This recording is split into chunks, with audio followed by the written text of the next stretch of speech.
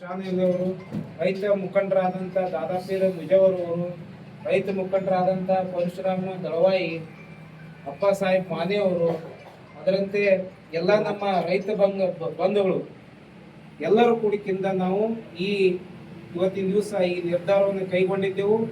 ಒಂದು ವೇಳೆ ನಾವು ಬೀಜ ಮತ್ತು ಗೊಬ್ಬರ ತುರ್ತವಾಗಿ ಕೊಡದೆ ಹೋದ್ರೆ ಉಗ್ರವಾಗಿ ಹೋರಾಟವನ್ನು ಮಾಡ್ತೇವೆ.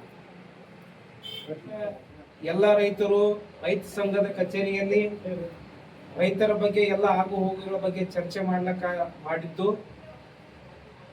ಏನಪ್ಪಾ ಅಂತಂದ್ರೆ, ತೊರ್ವಿ ಗ್ರಾಮಕ್ಕೆ ಬೀಜು ಮತ್ತು ಗೊಬ್ಬರದ ಸಮಸ್ಯೆ ಕಳೆದ 3-4 ವರ್ಷದಿಂದ ಸಂಬಂಧಪಟ್ಟ ಅಧಿಕಾರಿಗಳಿಗೆ ಮನವಿ ಕೊಟ್ಟರು ಕೂಡ ಇಲ್ಲಿವರೆಗೆ ತೊರ್ವಿ ಗ್ರಾಮಕ್ಕೆ ಬೀಜ ಮತ್ತು ಗೊಬ್ಬರ ವಿತರಿಸಲಿಕ್ಕೆ ಆಗಿಲ್ಲ. ತೊರ್ವಿ ಗ್ರಾಮದ ಎಲ್ಲ ಸಮಸ್ತ ರೈತರು ಬೇರೆ ಊರುಗಳಿಗೆ ಹೋಗಿ ಸುಮಾರು 30, 40, 50 ಕಿಲೋಮೀಟರ್ ತನಕ ಹೋಗಿ ಗೊಬ್ಬರ ತರೋದು ಬಹಳ ಕಷ್ಟ ಆಗಿದೆ.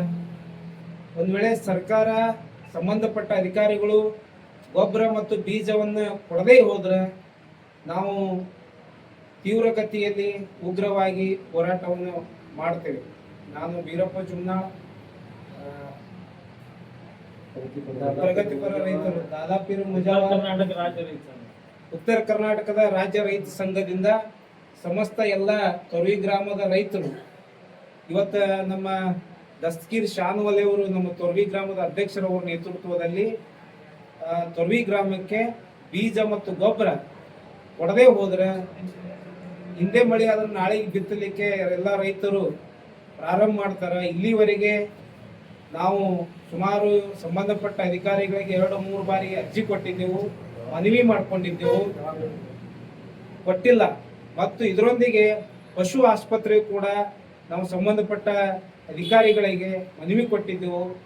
ಇಲ್ಲಿವರೆಗೆ ತೊರ್ವಿ ಗ್ರಾಮಕ್ಕೆ ಪಶು ಆಸ್ಪತ್ರೆಯನ್ನು ಕೂಡ ಮೇಲ್ದರ್ಜೆಗೆ ಏರಿಸಿಲ್ಲ.